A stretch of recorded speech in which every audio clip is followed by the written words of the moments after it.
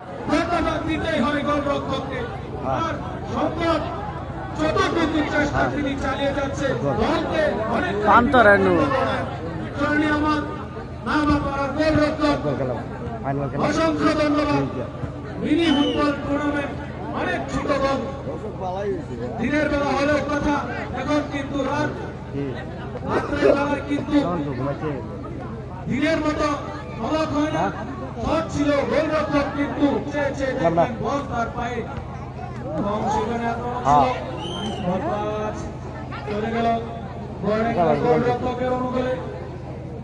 গোলরক্ষক তিনি মেহেদী হাসান, তিনি কিন্তু এই টুর্নামেন্টে সব কয়টা ম্যাচ কিন্তু গোলরক্ষক হয়ে তিনি খেলেন। সুন্দর পাস ছিল, সেখানে প্লেয়ার প্রস্তুত।